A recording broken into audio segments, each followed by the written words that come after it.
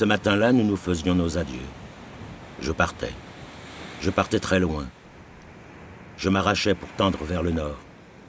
Le nord des rêves, le nord des illusions, le nord des allusions, le nord référentiel, le nord terre promise. J'étais dans le hall de l'aéroport, le cœur palpitant comme si j'y étais seul. À l'annonce du départ, j'eus presque envie de courir vers l'avion, lorsque le bêlement lointain d'un mouton, égaré peut-être, me fit retourner la tête. Ce fut le début de l'épopée que je vécus, moi, une femme, une noire, qui pour la première fois accomplissait l'un de ses rêves, le plus cher. C'était le pays des Blancs qui m'intéressait. C'est ainsi que débuta ma première idylle en Occident. Idylle qui me servait à m'expliquer, à m'intégrer, à montrer que j'étais comme eux. Pendant 20 ans, je n'avais appris que leurs pensées et leurs émotions. Je pensais m'amuser avec eux, mais en fait, j'étais plus frustré encore. Je m'identifiais en eux, ils ne s'identifiaient pas en moi. Je me rendais compte que je jouais un jeu avec le blanc. Et moi qui jouais si bien mon rôle. Je devenais mondaine, je me sentais bien. Je pris ma leçon de libéralisme pour être dans le coup. J'étais le happening de tout ce monde des arts et des mondanités. J'avais découvert le LSD et ses angoisses, l'alcool et ses humeurs, l'amour libre. Je vivais avec les Occidentaux une chute qui n'était pas mienne. J'étais le pion dont ces gens-là avaient besoin pour s'affranchir d'une culpabilité inavouée. J'avançais dans le chemin qui me menait vers le chaos. L'appréhension de finir mes jours dans un asile m'étreignait le cœur. Asile d'aliénés ou asile de solitude. C'était pareil.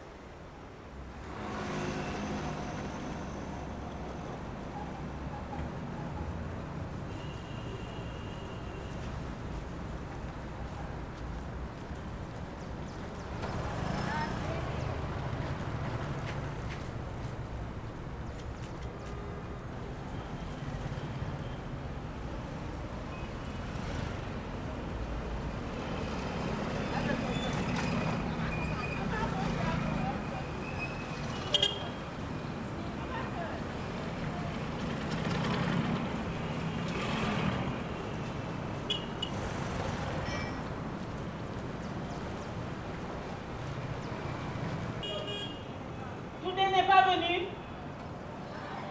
Ah, il faut lui dire que maman est là. Je lui dis bonjour. Je suis revenue ce matin.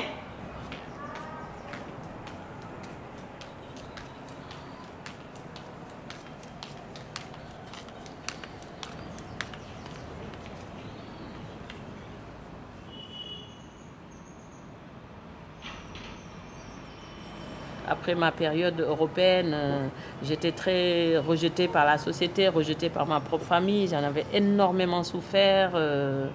Et je peux dire que c'est dans les années 82 que j'ai commencé à me réconcilier avec ma famille, avec les miens, mais pas avec la société sénégalaise parce qu'elle m'avait rejetée et ça m'avait fait énormément mal. J'en garde jusqu'à aujourd'hui une amertume parce que moi j'avais pas envie à l'âge que j'avais, avec tout ce que j'avais vécu auparavant, de me retrouver dans un ménage structuré, m'occuper de courses, de marchés, de cérémonies, de baptême, etc. Je voulais vivre libre. Moi, c'était la liberté qui m'intéressait. Et j'avais vécu tellement de choses qu'ils ignoraient. Ils ne pouvaient même pas s'imaginer par où j'étais passée, aussi bien dans des bonnes choses que dans d'énormes souffrances aussi en Europe et tout. Et tout ce que je savais, tout ce que j'avais comme expérience, etc. et tout, il l'ignorait et puis n'avait même pas envie de le savoir. Tout ce qui la société, ce qui l'intéressait, c'est que je rentre dans les normes, que je gagne de l'argent, que je sois comme tout le monde, quoi. C'est-à-dire que je ne devais pas être différente. Et moi, je ne pouvais plus changer. En plus, je n'avais pas envie de changer.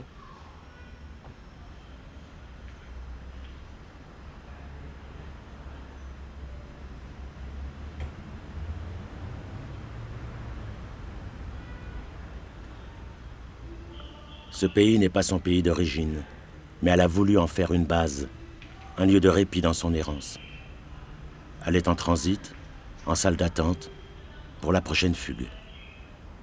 C'est ainsi qu'elle se sent dans cette grande bâtisse ces dernières années. Dès qu'elle franchit le seuil de sa prison, un sentiment étrange l'envahit, et elle se sent de plus en plus mal. Elle crie, mais personne ne l'entend. Son cri est étouffé dans son corps, au niveau de son ventre, au niveau de son dos, ce dos qui lui fait mal, parce que le dos ne fait rien pour que le cri sorte. Son dos légèrement voûté garde le cri entre les côtes de son thorax. Et elle n'a qu'une envie, repartir. Pour aller où? N'importe où. Elle a l'impression que c'est partout pareil. Les mêmes misères, les mêmes pauvretés, les mêmes gens, les mêmes richesses, les mêmes prisons, les mêmes murs, les mêmes clubs, et de plus en plus de murs.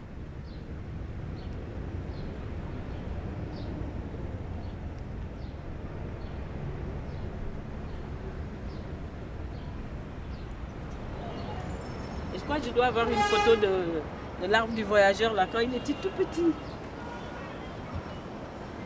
Et comme j'avais peur qu'il ne meure, parce qu'il commençait à être un peu bizarre, là, j'ai planté un manguier à côté pour le remplacer. Et finalement, au lieu de mourir, il se porte très bien avec ce manguier. C'est pour ça qu'on a cette impression que le manguier est dans l'arbre du voyageur. Alors que je prévoyais, en cas de disparition prématurée de cet arbre du voyageur, il y aurait un manguier. Parce que j'aime toujours qu'il y ait un arbre. Et finalement, tous les deux vivent ensemble et l'arbre du voyageur tient bien la route avec le manguier. J'aime ce ciel, c'est tout immense.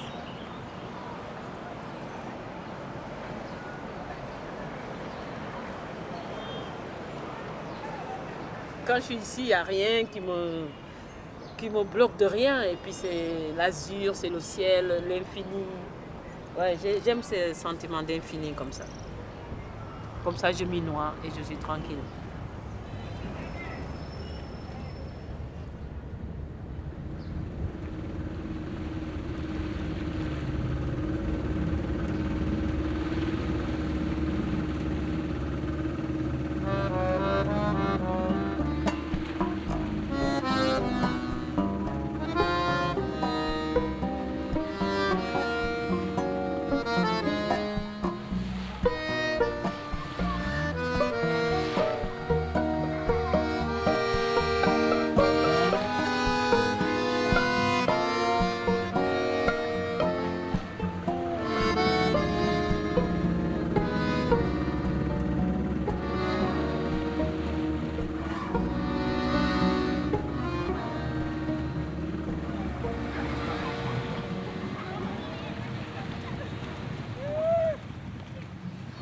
Lii baax na ay kawe teel ma saak bi fii di ni ma fi gëjee yii ëpp na fanweeri at na nga def maa ngi fàttaliku ma ne bi ma fi njëkkee ñëw ak Djibril ma soloon benn maillot de bain xam ne ñëpp scandalisé parce que benn maillot de bain 2 pièces la woon nag ma fab ay fer takki fer di ci kaw nag yore ay fer nag ñu ne xoolal kii fer am yi lii nangam ak nangam kii de du ko fi kii de lii xam nga sénégalais dañu mën a xasaate Djibril ni ma waaw demal kii doxi sa dugg ci ndox mi fekk waaw duggal ci ndox mi ak yooyu waaw ni mu doon waxee quoi alors que ñeneen ñëpp mu critiquer xam nga au Sénégal moom j'ai jamais eu de chance quoi ah je suis contente oui et ça porte le nom de Yaa Diko ça c'est les héros de Djibril salaamaaleykum na ngeen def ba sa fataay bi santul Wade kan ci waaw kii yi soppeeku yi fii nii rek moo ma gëlëmal parce que yii yëpp xam nga amu fi woon waaye fii moom fii duma ko fàtte les petites gens sont les seuls conséquents les seuls gens naïfs c'est pourquoi le courage leur appartient ce sont donc ces gens-là qui n'auront jamais de compte en banque pour qui tous les matins constituent le même point d'interrogation ce sont des gens francs et des gens libres aussi. Il y a aussi la liberté. La franchise, ça va toujours avec la liberté.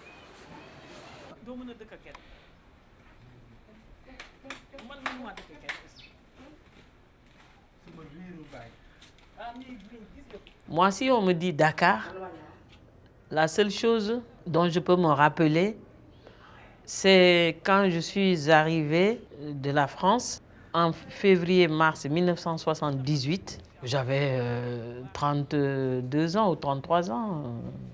Quand je suis revenue, mais pratiquement tout le monde m'avait rejetée.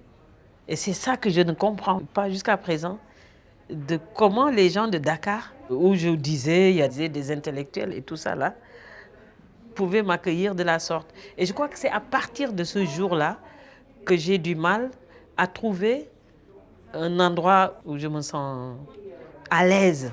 Je me sens à l'aise nulle part. Que ça soit Dakar, que ça soit dans mon village, que ça soit au Bénin, que ça soit n'importe où dans le monde. Je ne peux pas dire je vais m'installer quelque part, je suis à l'aise, etc. Et ça, c'est peut-être lié à mon enfance, parce que je n'ai pas connu aussi un lieu de mon enfance. Si j'avais connu peut-être un lieu de mon enfance, j'aurais pu me créer des lieux pour vivre. Mais comme malheureusement, je n'ai pas eu des lieux de mon enfance, ne me sentant bien nulle part, quand moi-même, où j'ai créé un univers intérieur, un lieu intérieur où je peux habiter. Donc en fait, je suis physiquement comme ça, mais je n'habite pas dans l'espace qui m'entoure, j'habite dans l'espace qui est à l'intérieur de moi.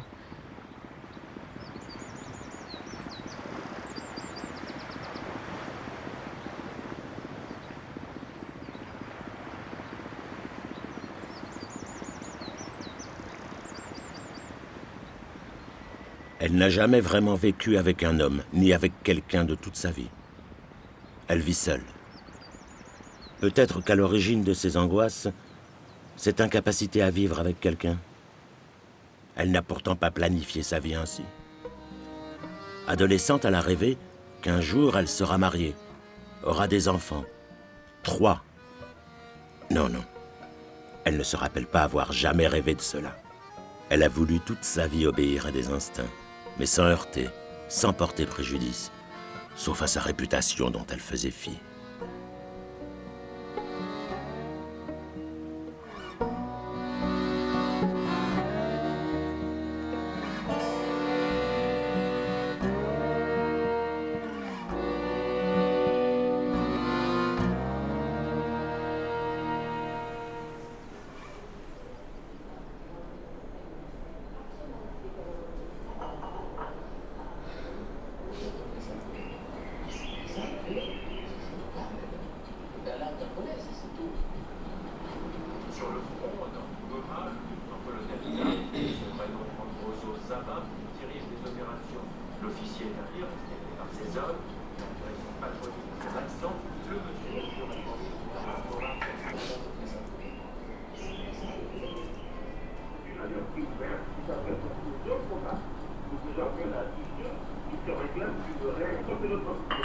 Vous alliez avec l'ARD de Jean-Paul Petit, parce que très bientôt nous devrions nous retrouver pour ensemble on regarde les questions, soit d'une fusion, soit d'un partage de responsabilité dans la politique économique. Comme l'ARD a déjà un candidat à la présidentielle, est-ce qu'il pourrait y en avoir deux? Tout ce que je sais, c'est que j'aime le matin. J'aurais aimé même que toute une journée ne se passe que le matin, que le temps ne soit que le matin. C'est le moment où je me remets en question. À chaque instant, je doute. Et le doute, c'est quelque chose, en tout cas chez moi, qui fait partie intégrante de ma vie. Et puis en même temps, le matin, c'est comme si, entre guillemets, je me corrigeais. Enfin, je me corrigeais. J'apporte des corrections dans les pages précédentes de ma vie. C'est comme si vraiment je faisais un travail de réécriture de ma vie en disant non, que cette phrase-là n'est pas bonne, il faut que je la remette bien, que je l'équilibre, etc. Donc ça, c'est pour moi, c'est essentiel. Donc je pense que tous les acquis que j'ai eus dans la vie, c'est vraiment à partir du matin que je les ai vraiment travaillés. Parce que le matin, j'ai une impression aussi de nudité, de transparence, de pureté, de lucidité surtout, parce que je ne suis lucide que le matin. Dans la journée, je fais la comédie, je joue à cache-cache avec moi, je fais mon cinéma existentiel. Alors que le matin, je suis moi-même.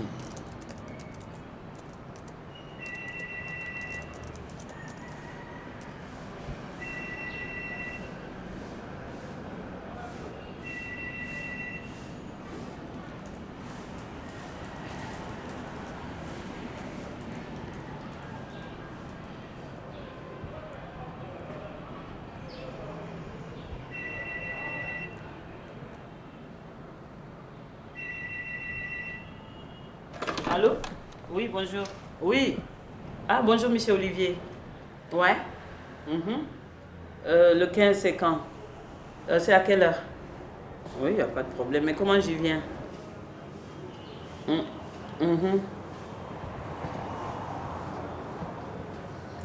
Parce que ma voiture ne marche pas bien. Je peux aller dans Porto-Novo, mais je ne peux pas risquer le Cotonou, là. Parce qu'il a des problèmes comment on dit, c'est l'embloc, comme je sais pas, rotule, Ah bon, t'as pas de voiture, quoi.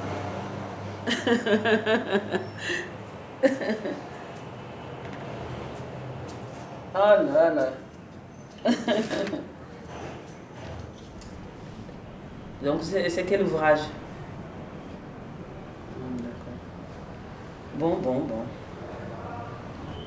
D'accord. Bon. D'accord. Au revoir Olivier, à plus tard. Ah, c'est français quand même.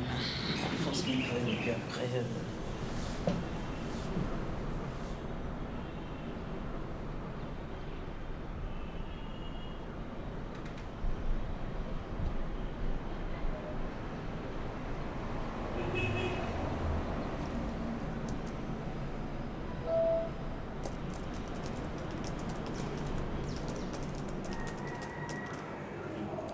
Je suis en train d'écrire quelque chose là qui est vraiment moi, quoi. Sans un chat, je ne peux pas vivre. Si, je peux vivre, que je n'exagère pas. Mais je ne serai pas entière. Je serai handicapée. Il me manquera un membre. Et ce membre, c'est le chat. Mais qu'est-ce de commun avec les chats? L'indépendance. Et peut-être une fausse discrétion, qui est aussi une autre forme de discrétion. Finalement, je suis un être profondément égoïste. Ce n'est pas mauvais en soi. Je veux faire ce que je veux. Je veux être libre comme les chats. Ainsi, je ne suis pas si amicale que ça. Je ne suis pas si gentille que cela. Je ne fais que ce qui me convient. Je ne sais pas jouer la comédie.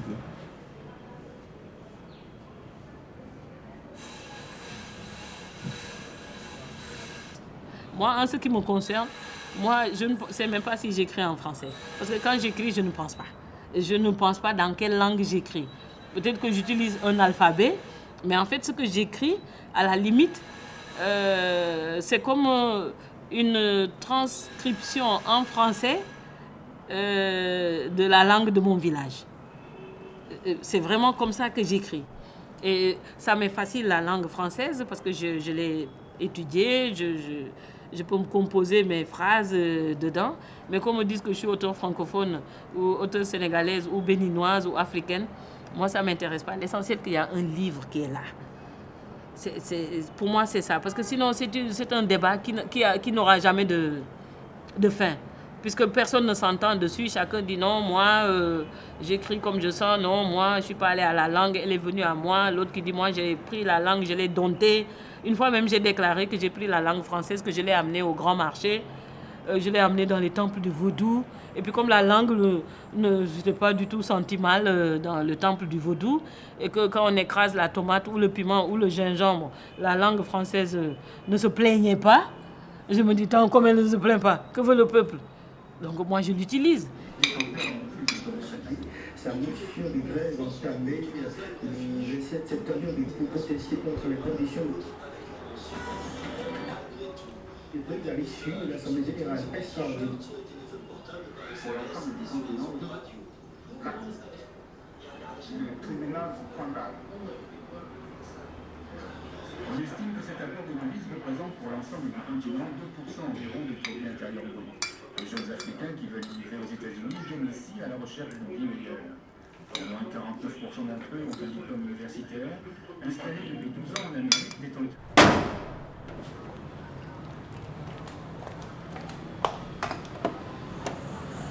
Bon ben, à tout à l'heure. Je ne suis pas encore partie, mais bon.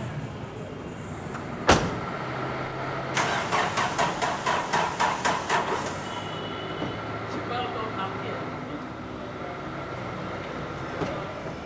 La batterie est à plat.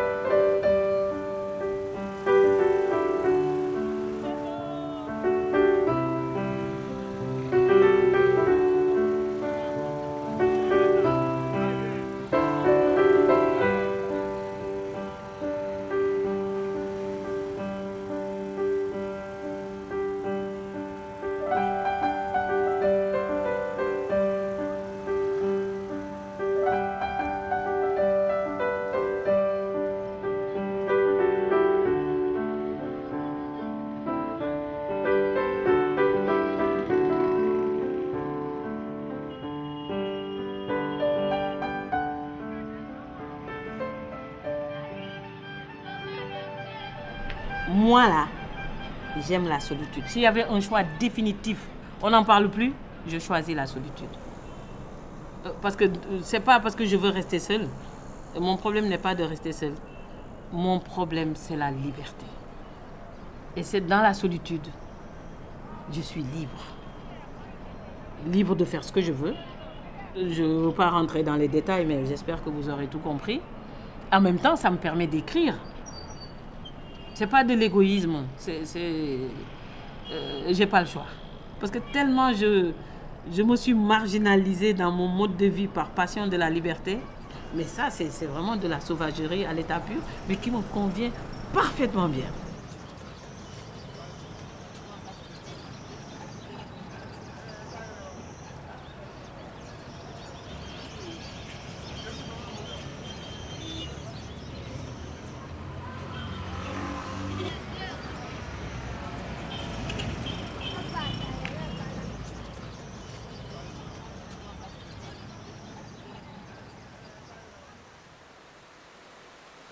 Ken, c'est personne bougoul de la racine bug, vouloir.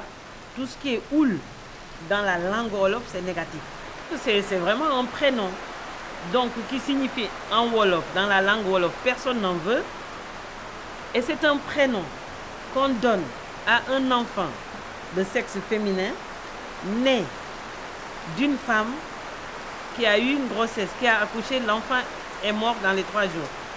Elle fait une deuxième grossesse, elle accouche, l'enfant naît en bonne santé. Un jour, deuxième jour, l'enfant meurt. À la 3e grossesse, quand la femme accouche, dès qu'elle accouche, dès que le bébé sort, c'est une fille, on l'appelle Ken Bougoul. C'est une manière d'exorciser la mort prématurée. C'est en sous-entendant que même la mort n'en voudra pas.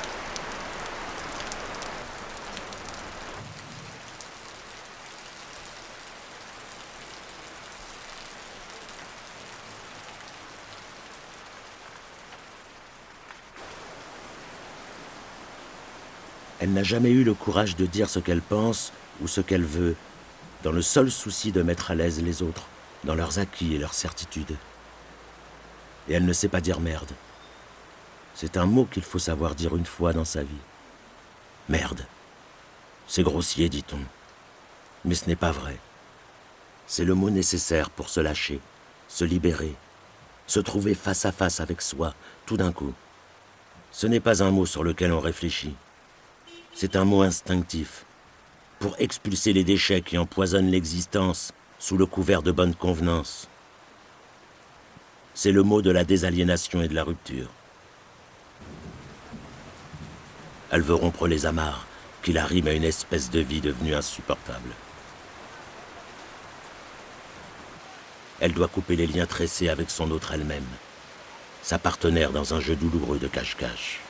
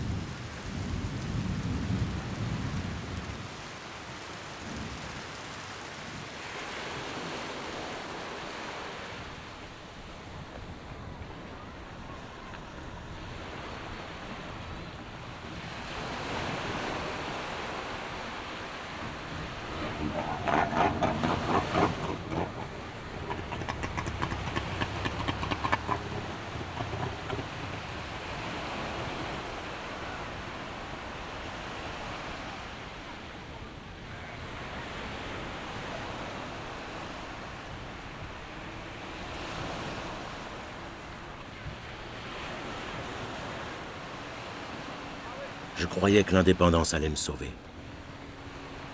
J'essayais de créer un nouveau rapport avec les gens de mon pays, et précisément en compagnie de ceux avec qui je pensais pouvoir composer. Nous étions la nouvelle génération, sur qui le continent comptait pour se redresser. Je ne constatais aucune acquisition d'identité propre, aucun souffle. L'indépendance était comme la reconnaissance et l'officialisation de la dépendance. Pauvre génération, condamnée, sans espoir. En gros, pour cette Afrique, qui avait connu des bouleversements historiques énormes, les pillages innombrables et le carnage de l'homme noir, l'indépendance bafoua l'espoir. Des millions de personnes étaient déplacées. Des millions de personnes erraient à travers un continent entier. Les guerres devaient exister pour faire tourner l'argent. L'argent des armes, l'argent des trafics de matières premières, le trafic des intérêts. Et tout le monde le savait. Et tout le monde faisait semblant de l'ignorer et jetait des coups d'épée dans la mer. Ils étaient rigolos, les occupants anciens venus d'ailleurs et les nouveaux occupants d'ici. Comment s'amuser avec un continent entier, avec un hémisphère entier. Le peuple était la marchandise de chantage, de répression, de vengeance. Le peuple a toujours été vendu aux enchères. L'errance est devenue une occupation ici.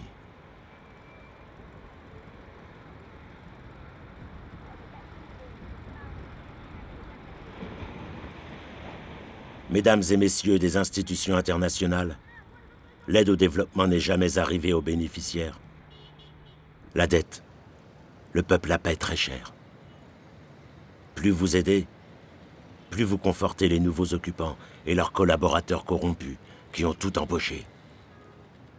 Le peuple vous hait, car il est cité dans tous les discours, dans tous les projets, dans tous les séminaires, dans toutes les rencontres. Le peuple est contre l'aide au développement. Le peuple est contre tous ces 4x4 qui sillonnent les paysages de désolation en soulevant la poussière de leur misère. Le peuple est déjà en poussière. N'en rajoutez pas. Et vous, les humanitaires, arrêtez de jouer au bon samaritain. Médecins sans frontières, médecins du monde, vous devez soigner les occupants anciens et nouveaux. Vous vous trompez de malade. Il ne s'agit pas de signer des accords, d'envoyer des émissaires, de soigner des plaies, de sauver quelques vies. Il faut aller aux sources, aux causes, et non aux effets qui se répètent à l'infini infini, jusqu'à la fin des temps, jusqu'au chaos.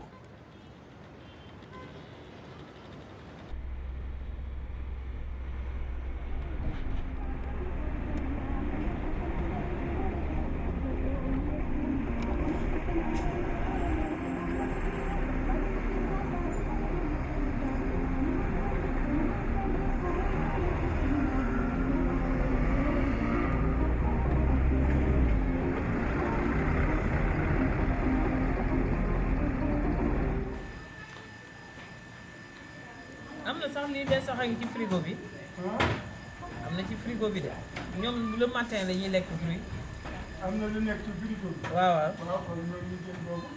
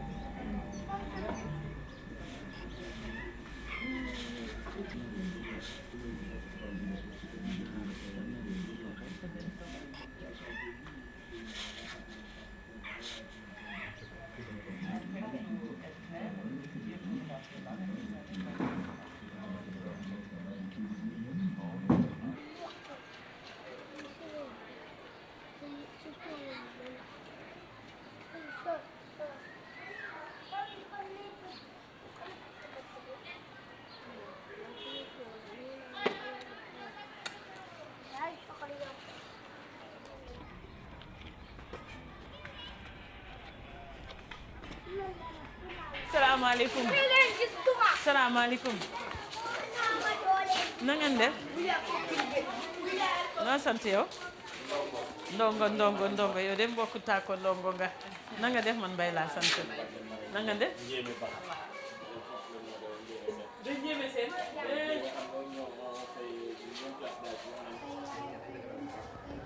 Et donc c'est ici que je suis restée en 58-59 avec ma grande sœur et j'allais à l'école Randoulène Sud 1. Donc chaque fois que je parle de ma sœur, je parle du temps que j'ai passé avec elle. C'est avec elle que mes sens se sont développés. Et c'est avec elle que j'ai pu aussi dompter mes sens. Et ça a surtout dompté mes sens parce qu'elle m'a appris énormément de choses. Et avec elle, j'ai vraiment... Si j'ai survécu, je voulais survivre, je voulais vivre. Mais c'est elle qui m'a donné les rudiments avec lesquels je survis toujours. Et je survis toujours bien, toujours. Et c'est parce que j'ai développé des forces intérieures très importantes grâce à ma sœur. Et je suis contente d'être ici parce que ça n'a pas tellement changé. Sauf qu'il y avait un grenadier où c'était... Là où il y a notre Oui. Et il n'y avait pas cet arbre-là. Ça, c'était pas ici. il y avait le gros manguier qui était ici. Oui, il y avait le gros manguier qui était ici. Oui. Mais ça fait quand même presque 50 ans, 51 ans. Hein? Donc vraiment, ma sœur, c'est toujours pour moi... c'est mon maître. Voilà.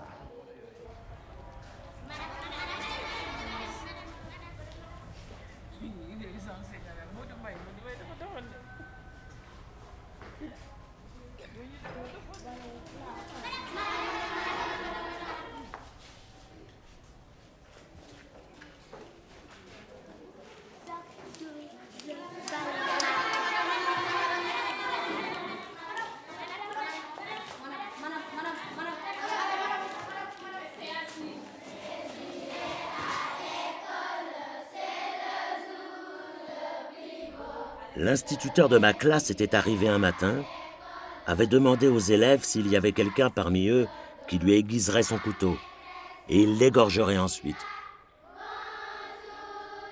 Je ne savais pas si je voulais mourir ou si j'étais certaine qu'il ne m'égorgerait pas.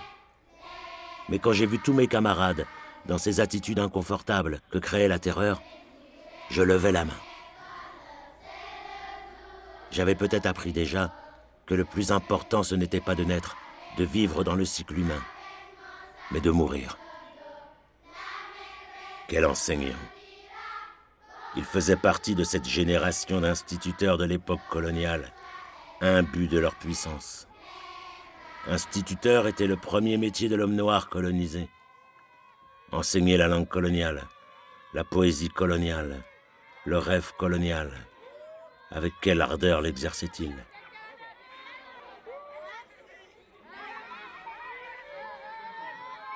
À l'époque, quand moi j'ai commencé à aller à l'école dans les années 50, il y avait le programme français.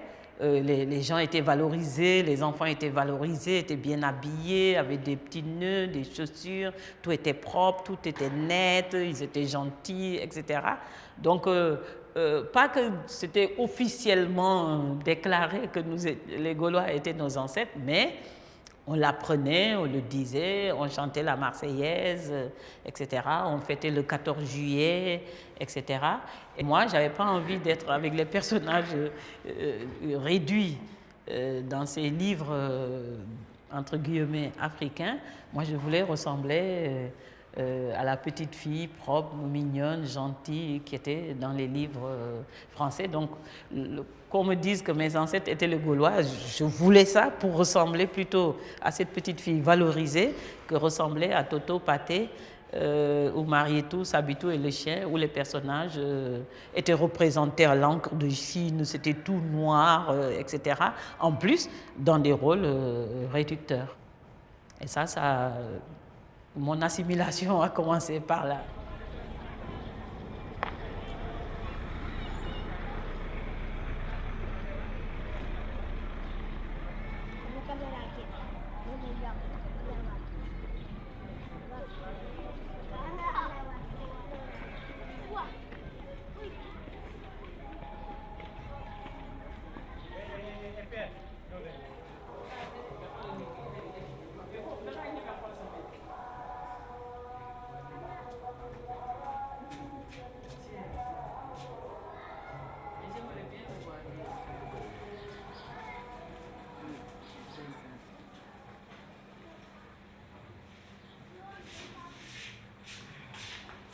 Il y a le Bobafou qui est derrière, hein, dont maman parle sur son roman.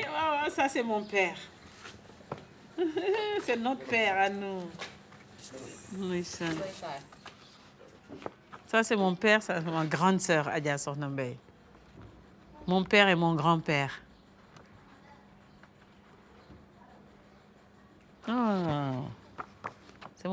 Il a été mon grand-père avant d'être mon père. Moi, je croyais que c'était mon grand-père. Et il a vécu longtemps, hein, plus de 107 ans. Quand je suis née, il avait plus de 85 ans.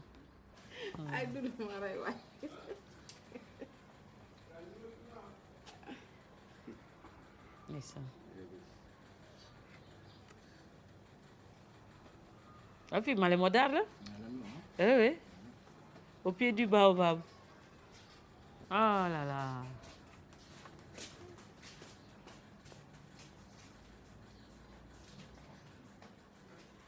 Ma grande sœur et mon père. Ça, c'est des bonnes photos, ça.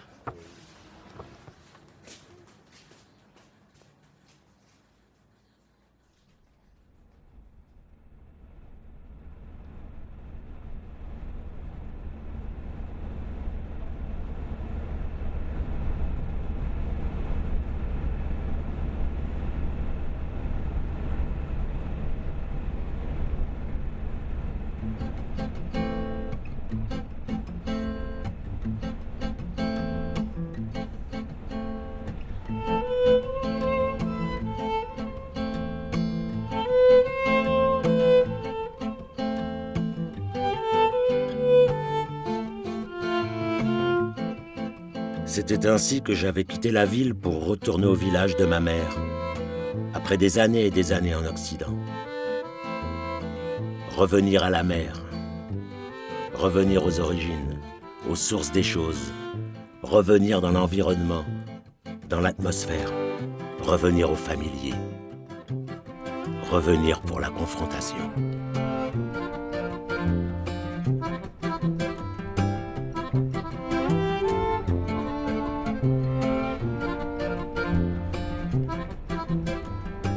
Ma mère a été une créature avec qui j'ai pas communiqué peut-être pendant une trentaine d'années. Et c'est quand j'ai commencé à parler avec elle qu'elle est morte. Donc cette pièce représente comme un prolongement de ma mère avec qui je peux continuer peut-être à communiquer. D'ailleurs, j'ai écrit un livre là-dessus, dans De l'autre côté du regard.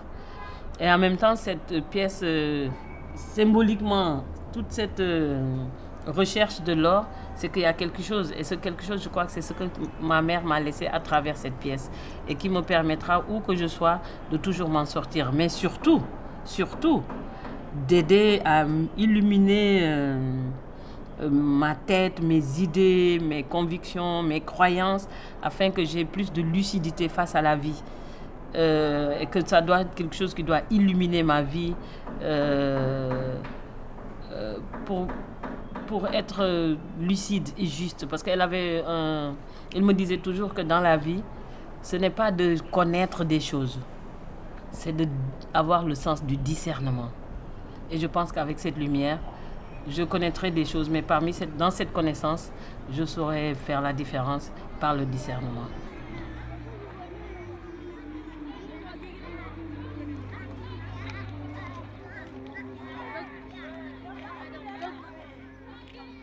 Ce pagne, je l'ai hérité de ma mère et qui appartenait avant à sa mère. Je le transporte partout où je vais. Je l'aurai toute ma vie. Je crois que le jour où je vais mourir, quand on va aller m'enterrer, qu'on me couvre avec ce pagne. Et quand on aura fini de m'enterrer, on le prend et on le donne à Yasmina. Donc tout ça, c'est des choses que je vais aussi transmettre à Yasmina. Donc ça représente énormément de choses pour moi. Et là où je me trouve ici, tant que j'ai cette pièce d'or qui va toujours me sauver, qui va toujours m'éclairer la conscience pour que j'ai plus de lucidité face aux problèmes du monde.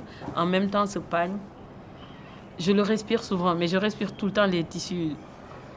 Parce qu'en le respirant, je cherche les odeurs anciennes, enfouies dans la matière de l'indigo, qu'on ne sent plus, mais j'ai l'impression que je veux tirer vraiment au tréfonds. En même temps, ça me ramène à ma mère, ça me ramène à ma grand-mère.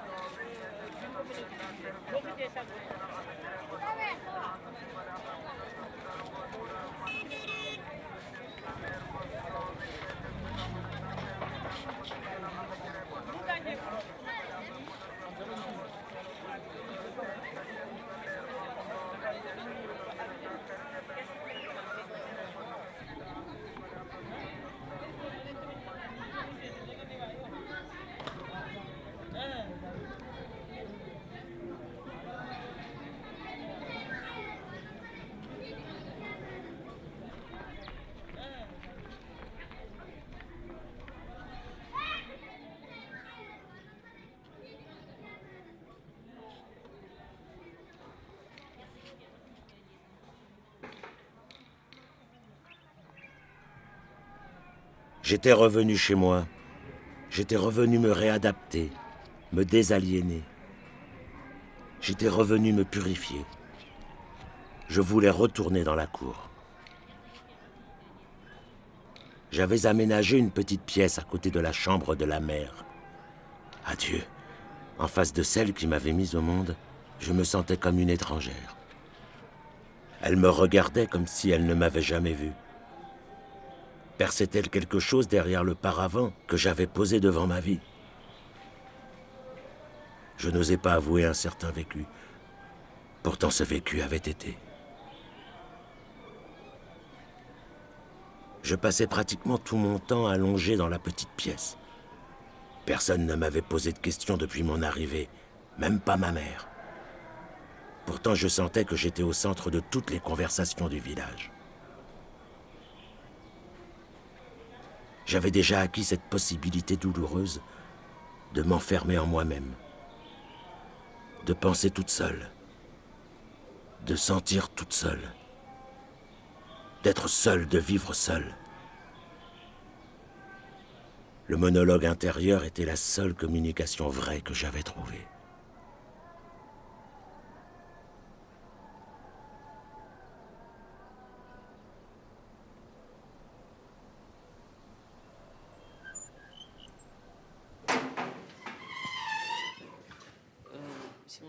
Un matin, j'entendais une voix discrète qui me fit sursauter.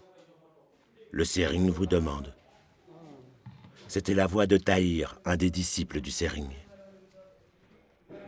J'ai ouvert la porte et je suis partie. Et ma mère m'a dit, tu vas où, tu vas où? Et je suis sortie et je suis allée chez le Sering. Et c'est la fin de mon calvaire. Le premier jour où j'ai rencontré le Sering, que quelqu'un m'a parlé autrement, différemment.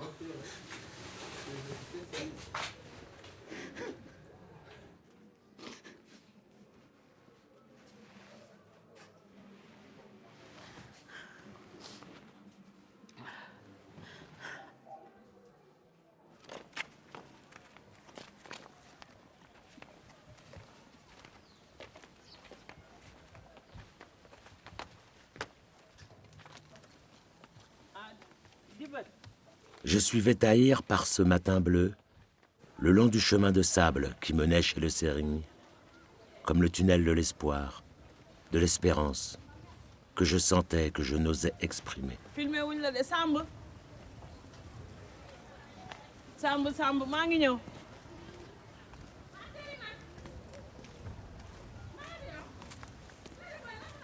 Kookan la ah Ndumbe maa ngi ñëw maa ngi dem ca gàmmaat baa ñiite ñëw sare sare.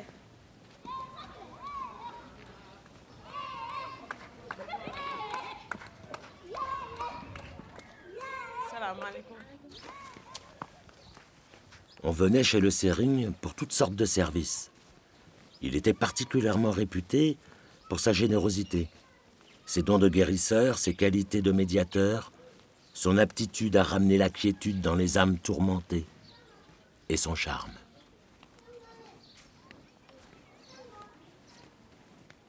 J'étais là depuis le matin, un livre à la main. « As-tu pris ton petit déjeuner ?» me demanda-t-il. « Depuis quand es-tu arrivé? Où étais-tu passé tout ce temps? Connais-tu l'Amérique? C'est là qu'aura lieu la fin du monde. C'est là qu'aura lieu le dernier jugement. Peux-tu me dire les noms des montagnes de Chine? Connais-tu les fleuves de l'Inde? Connais-tu le Tigre et l'Euphrate? Il y a des secrets dans ces eaux-là. » Je l'écoutais, surprise par l'étendue de ses connaissances et fascinée par ses propos.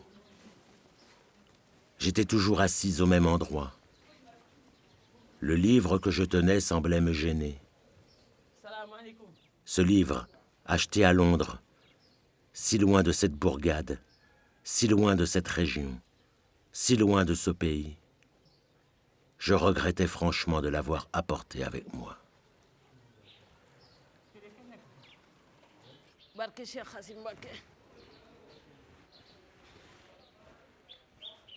Ce fut ainsi qu'avec le Sering, je repris le chemin du purgatoire. Il me permit de me dévoiler, de m'expliquer, de parler de tout un cheminement intérieur que j'étais seul à vivre. Je n'avais jamais espéré rencontrer en ce monde quelqu'un avec qui je pouvais autant communiquer.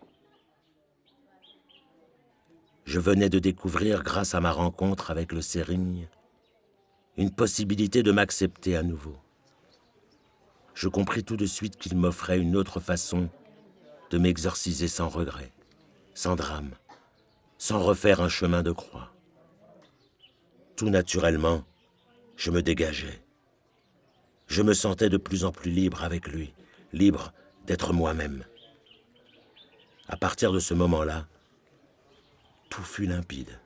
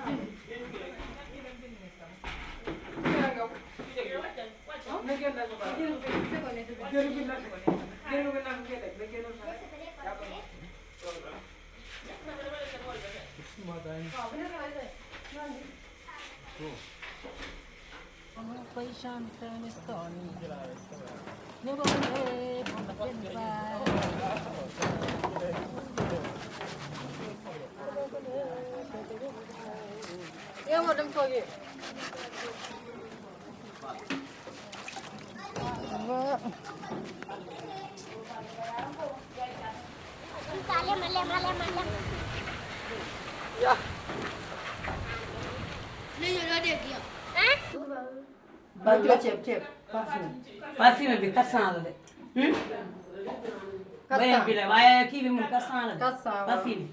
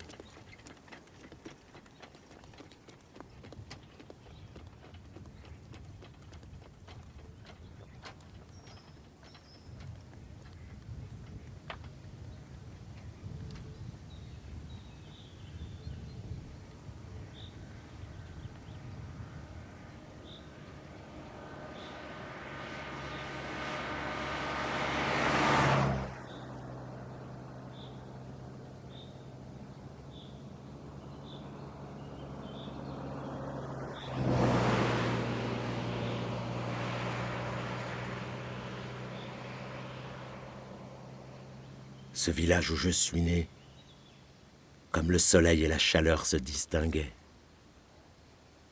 tout était silencieux. Il n'y avait que le soleil et le baobab, une chaleur murmurante comme le cri du grillon. Que faisait le père? Que faisait la mère? Que faisaient les frères et les sœurs? Que faisaient les coqs, les chèvres, les moutons? Et le grand Dobali, l'arbre immense et imposant, sous lequel on faisait la cuisine parfois, où on mangeait aussi parfois, où on jouait, où on pleurait, où les deux femmes du père s'engueulaient en silence, se réconciliaient, où chacune en voulait à l'autre d'être là, où on les trouvait parfois endormis, enveloppés par cette atmosphère de silence que seule la paix créait.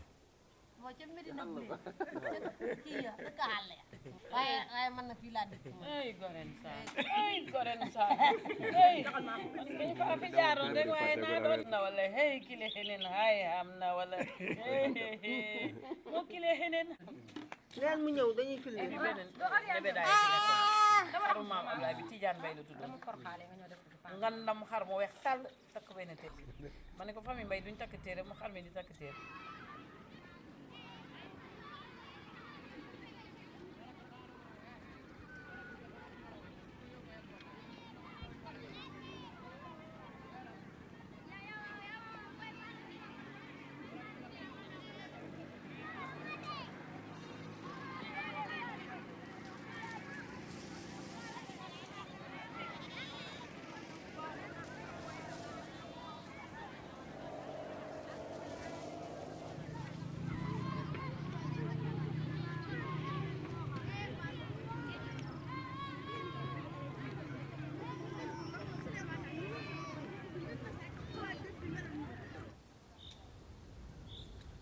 Je m'en souviens comme si c'était aujourd'hui.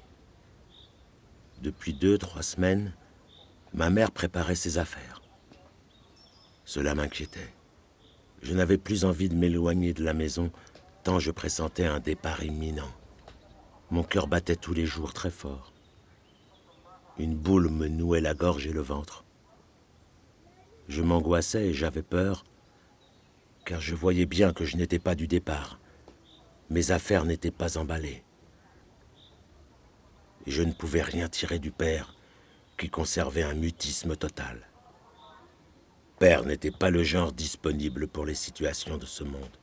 Père était toujours concentré sur son chapelet. Le jour du départ était arrivé comme les autres jours. Le même soleil, le même ciel, le même sable qui glissait entre les doigts des pieds. Je maudirais toute ma vie ce jour qui avait emporté ma mère, qui m'avait écrasé l'enfance, qui m'avait réduite à cette petite enfant de 5 ans, seule sur le quai d'une gare, alors que le train était parti depuis longtemps. Je maudissais tout le monde, le père, la première femme du père, les frères et les sœurs, qui tous lui avaient dit au revoir, gaiement, me semblait-il. Et l'enfant hurlait à la mort.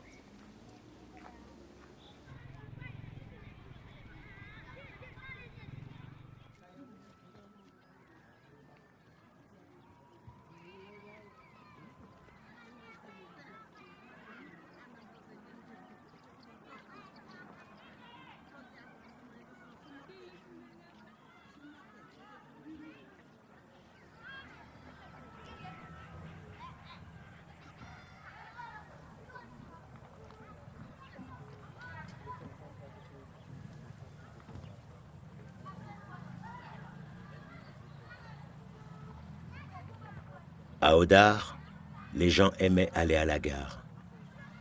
La gare avec ses vendeuses de pain, de cacahuètes, de bonbons à la menthe. Quand le train partait, tout ce monde levait la main. Une fois, j'étais allé mettre des cailloux sur les rails. C'était quelque temps après le départ de ma mère. Quand un train de marchandises passa dessus, cela fit un bruit terrible. J'avais peur qu'on découvrît que c'était moi. Je voulais faire tomber le train qui avait emporté ma mère. J'en voulais à tous les trains.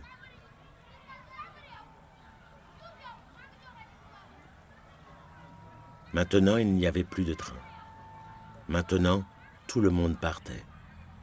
Maintenant, la vie était tuée.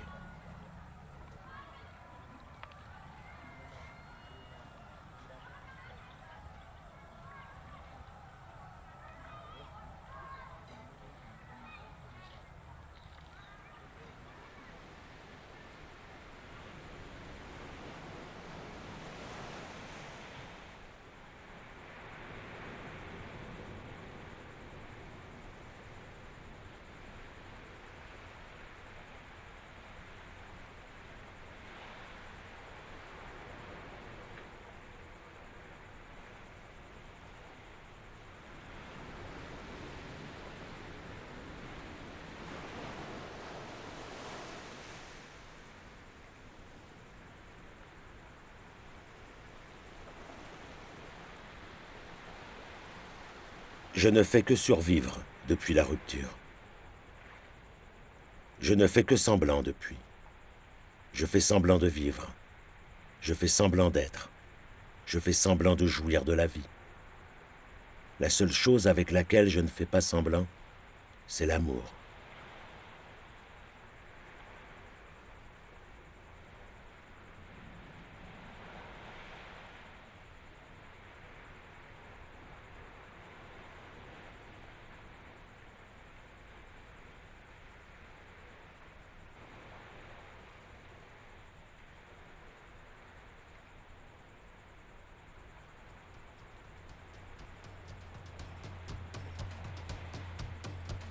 Ça, c'est une Amazone, ça. Waouh! Elle a perdu sa tête, mais pas son fusil. Ça, c'est une Amazone, ça. Et puis, la légende dit que pour bien tenir son fusil, des femmes se faisaient une ablation des seins pour tenir le fusil. Ça, c'est les Amazones qui ont défendu les royaumes du Bénin. Les femmes Amazones, tu vois? Elle perd la tête, mais pas son fusil.